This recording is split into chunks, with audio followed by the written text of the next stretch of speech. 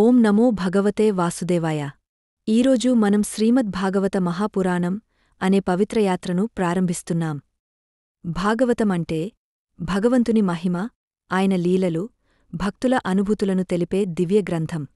అనేక వేదాలు, పురాణాలు రచించిన వేదవ్యాస మహర్షికి ఒకరోజు హృదయంలో శాంతి కనిపించలేదు.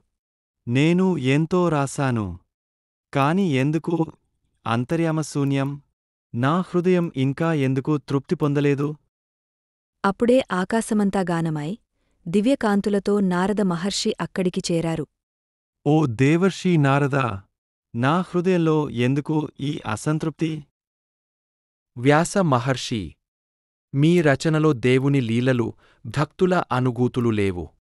సర్వజనులకు శాంతి ఇచ్చే గ్రంథం మీరు ఇంకా రాయలేదుడు.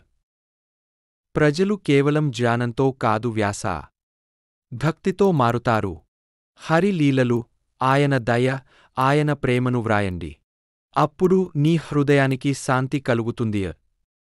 ఆ మాటలు విన్న వెంటనే వ్యాస మహర్షిలోకం అంతా వెలిగించే గ్రంథాన్ని రాయాలని నిర్ణయించుకున్నారు. ఇప్పుడు అర్థమైంది. మనుషుల హృదయాలను మార్చేది ధర్మం మాత్రమే కాదు, దయ, ప్రేమ, భక్తి.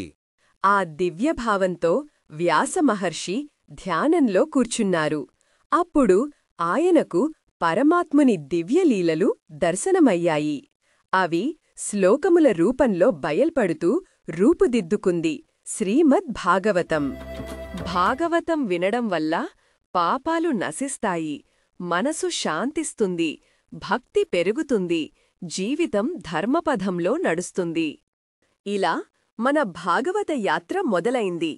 తరువాతి ఎపిసోడ్లో పరీక్షిత్ మహారాజు శాపం, శుక మహర్షి ప్రవేశం గురించి తెలుసుకుందాం. ఓం శాంతిః శాంతిః శాంతిః.